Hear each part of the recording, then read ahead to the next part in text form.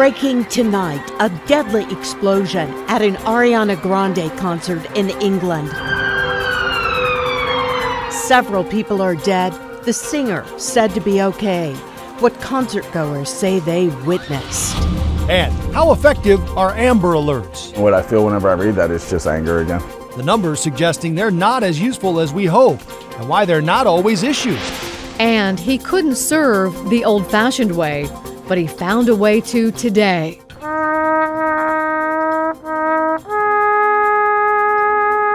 Why attending a military funeral inspired him to learn taps. I would have given up.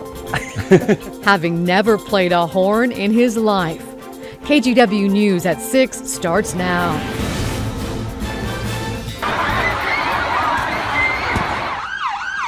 Chaos, panic, and disbelief. A night that began with music and excitement ended in sheer horror. And now we know an explosion or explosions at an Ariana Grande concert in England are being treated as a terrorist incident and possible suicide bombing. The video you're seeing is from about 2 hours ago, taken seconds after possibly 2 explosions ripped through that concert in Manchester, England. Current reports say 19 are dead, 50 injured. The pop singer is said to be okay. One concertgoer told the UK's Daily Mail that Grande had just finished her last song and left the stage when the first explosion hit. But law enforcement tells NBC News that there may have been one more blast after that. This is a quickly developing story with a lot of unanswered questions. We're monitoring what's happening. Keep it right here on KGW.com for breaking updates as we gather them. And now yet another knife attack in Oregon. This time several people were stabbed in Corvallis. One of them was an Oregon State student. This makes 3 high-profile stabbings in the past month. Michael Williams is accused of murdering a popular local DJ in a random attack in Old Town. Then just last week, Christopher Woods was accused of stabbing a woman on a Max platform near the Lloyd Center. And in his latest attack near OSU, a person with a knife came into a home and slashed a student and his 4 roommates, but not before trying to light their house on fire. KGW's Nina Melhoff is live in Corvallis. And Nina, I know you spoke with that student who just got out of the hospital. How is he doing? Well, Tracy, he is the lucky one. You're going to see he has a black eye and a stitched up cut underneath it. But take a look at his house here on 27th and Harrison. It is right in the heart of student rentals, frats and sororities here in Corvallis. Police trying to piece together just why this seemingly random attack happened. Nolan Batuso is in shock. Confusion was everywhere. At 5:30 in the morning, he awoke to one of his roommates yelling fire and then screaming from another roommate as she was being attacked when he rushed through their campus house to help. He punches me in the face, makes contact, gets me with the kitchen knife. After I kind of stumble back, he goes after the other 2 roommates who were there. He says he doesn't recognize the suspect, partially because the man wore a bandana covering his face, but it was the kitchen knife he had his eyes on the whole time. Was flailing the knife around, so it didn't seem like he was, you know, a skilled sort of knife wielder, if you will. He was just sort of flailing it around. Police are now mapping out the scene at their home just blocks from campus in an area popular with Greek houses and students. I walk home from campus at night and I'm never really scared, and so it's weird hearing that there was a stabbing. Batuso says the man poured gasoline on their house in the backyard, and when the flames didn't get going, he broke into their house, attacking all 5 people inside. One roommate so badly slashed in the face and head, he was flown to a Portland hospital. They fought off the attacker, who never said a word about why he was there before he ran away and was arrested down the street. I'm wondering what happened before to make him go do that, if he knew them or if it was random. We still to this moment don't know why. That would probably be the one thing I would ask him if I talked to him. Police have not released the suspect's name, charges, or a motive. He was treated as well for injuries at the hospital. Now, students on campus say normally they get emails from the university if there is a crime involving a student or something happening nearby campus, but they say today that did not happen. Back to you. Thank you, Nina.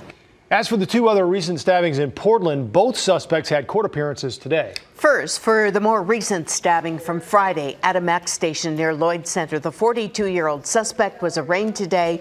Christopher Woods flashed a smile to the people in attendance moments after entering the room. He faces assault and menacing charges. He has 9 previous felonies, mostly for marijuana and cocaine charges. Also, the man police believe stabbed a popular DJ was back in court this morning. The victim, Jacob Schroyer, died last week from his injuries. So as of this morning, Michael Williams now faces murder charges. On top of the murder charge, he faces numerous assault and burglary charges. Now an update from a story we broke at 5, a firefighter who was hurt at a fire at an abandoned building in Beaverton. This happened on Nora Road near Sexton Mountain Drive. That's not far from Sexton Mountain Elementary School.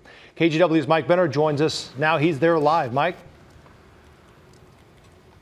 Yeah, Joe, besides a couple of emergency vehicles, most everybody has cleared the scene and the road is back open. That is good news. Even better news, that firefighter that you mentioned who was injured should be okay. We're told he was hit in the stomach by some debris, and he's at the hospital getting checked out right now. In the meantime, I want to show you a picture of the abandoned home that caught fire. This fire broke out around 3 o'clock this afternoon. Again, the home was abandoned here on Southwest Nora Road. Firefighters took a defensive approach in hopes of keeping the fire from spreading to nearby homes and trees. That was a success, but again, one firefighter was injured. He should be okay, but a scare nonetheless. Take a listen. Every time they step out there and go out of the fire station, they face danger, whether it's a medical call or if it's a fire call. Today, luckily it was a small injury, but we never like to see this. You'll notice the Washington County Sheriff's Office on scene here. We can tell you that authorities believe this was human-caused, and neighbors aren't surprised. They say this property is a big problem. In fact, there have been dozens of calls for service out here in the last 10 months alone. We're talking trespassing, criminal mischief, that sort of thing. We'll have more on that coming up on KGW News at 11. For now, back to you.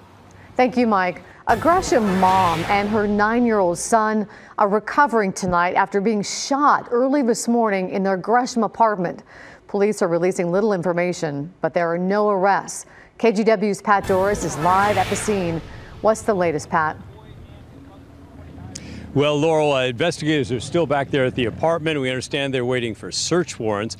As they would with any crime like this, they are likely studying the mom's life and anyone close to her, looking for a motive and possible suspects. The call came in from the mom inside that apartment there on the left. It was 4:30 in the morning, and she told the 911 dispatcher someone had shot her son and that she'd been shot too. Even though an officer was close enough to hear the gunshots, he did not spot any suspects by the time he arrived here. And tonight, no one is under arrest. Ed Galbraith heard the shots too. About 4:29, I heard 3 loud gunshots. Then I heard about a dozen muffled shots, like somebody was trying to silence them. Galbraith said he's lived here for 30 years, that it used to be a nice neighborhood, but the times have changed. But like I say, in this neighborhood, it's not uncommon to have gunshots probably 2-3 times a week. Gresham police report that since January of 2016, police have responded to 10 reports of shots fired over a half-mile section of Northeast 183rd that includes the apartment. A spokeswoman said it's likely there were more instances that did not get reported.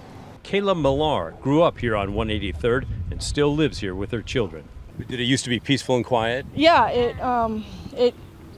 I was 10 when I moved here, so we were able to run, and my mom didn't have to worry about keeping an eye on us. Now I don't feel safe letting the kids run around out front without me right there. Besides her kids, there are several other children living along this street, and one that lives in this apartment is now hospitalized with what police call life-threatening injuries. Police tell me the son went through surgery earlier today and that tonight both he and his mom are alive and recovering at a local hospital. Back to you. Thanks, Pat. Earlier today, a 14-year-old kid turned himself in for grabbing a woman jogging in Forest Grove. It happened yesterday just before 1 near Highway 47 and Maple Street. Heather Brown says the boy grabbed her from behind. She jumped into action, chased after him, but he got away. Brown says the whole thing made her more aware of her surroundings. Just to be aware, don't run with both of your earbuds in even if you are around a bunch of people. I guess if you're just by yourself, be more cautious than normal. I thought I was in a perfectly safe place. The teenager who turned himself in faces third-degree sex abuse charges and harassment. Police also made an arrest in a series of thefts at 24-hour fitness and LA fitness businesses in Beaverton. Police say the suspect, Angela Cooley, is homeless in the Portland area. She's accused of using a guest pass to get into the gyms, cut off locks on lockers, and take people's car keys and other belongings. Police also say she used stolen credit cards and opened bank accounts in other people's names. Turning to the weather, a lot of sun in our sky cams today. It was a beautiful and hot day. What a switch. And there's a lot more where that came from. We have team coverage for you. KGW's Art Edwards is live at a cooling center. We start with Chief Meteorologist Matt Zafino. Matt, more sun in our future? Lots of sun in our future, more sun than anything else for a switch, as you mentioned, Laurel. Today we hit 90. It was our first 90-degree day since last summer. In fact, not even September. You got to go back to August 26th when we reached a scorching 97, the last time Portland hit 90. Interestingly enough, our first 90 last year was later, June 4th. So we actually did it sooner this year compared to last year, although we hit 89 a couple of times last spring, including in the middle of April. So still a warmer spring last year. The average date of our first 90-degree day, though, of the year is June 16th. So we beat that by a good couple of weeks, 2-3 weeks. So yeah, it was warm out there. It is warm out there. We're still sitting at 90. Humidity is low. It's been about 28-29% for most of the day. Now, the big question now is, what about the Memorial Day weekend forecast? Well, you know what? It looks great. There'll be a bit of a downturn before that, but Friday through Monday, sunny and warm, highs in the 80s and mainly clear for the entire region. So perhaps this is our reward for enduring the last few months. Ladies, Joe, back to you. Matt, thanks. A lot of people love this hot weather, but for others it can cause problems. Multnomah County opened cooling shelters today. KGW's Art Edwards joins us live from one of those centers in Northeast Portland. Art? Yeah, you know what? People are finally starting to come in. They got about a half a dozen or so folks who are here, which is more than they would usually get at some place like this. It's going to be open until 8 o'clock tonight. The hope is that by then it'll be cool enough for people to go home and be comfortable at home. A place to escape the heat is important to the health of a lot of people. Multnomah County activated its cooling centers today because of the forecast. And that means that we are going to be staffing 3 cooling centers here in Multnomah County that'll be available for older adults and people with disabilities. The cooling centers are spread out across the county. One in Northeast Portland, another in Gresham, and one in the Hollywood district. The county also wants people to look out for each other. And then I also just want all folks in the community to start to think about who is in their neighborhood, who lives down the street from them, who might they know from their faith community or service organizations, and to reach out to those folks. Not everyone needs a cooling center. Some are fortunate to have air conditioning at home, but they need to make sure it's ready to go. The main thing that we check on the air conditioning is check the filter. And then there are those who just want to get out and enjoy the warm weather. I was very anxious to have a day like this. It's been wet since September, so I'm very happy that it's warm out. Over the past few days, rivers have been busy. Some have life jackets available to help keep people safe. The water might be enticing, but anyone who's been in it has a warning.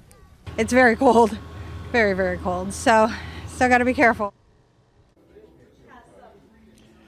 Now, the cooling centers will only be open if it's up above 90 degrees, so it's likely that they'll close later on this week. But if you are looking for a place to cool off here in Portland, many of the fountains in Portland are now operating, and those splash pads that they have at the neighborhood parks, those are going to be operational starting on Friday. Back to you. All right, thank you, Art. Just ahead tonight, animal experts say it's the reminder we needed. How a girl dragged into the water by a sea lion was rescued. And later at 6:30, be on extra alert for ticks this summer. Doctors are warning about a new illness they're spreading that has no cure. How this illness is different from Lyme disease and has doctors racing against the clock. And they often offer a bit of peace of mind for parents of missing children. But do Amber Alerts work? We look at the numbers of success stories from Amber Alert cases and hear how authorities decide when or when not to issue one. Those stories and more coming up on KGW News at 6.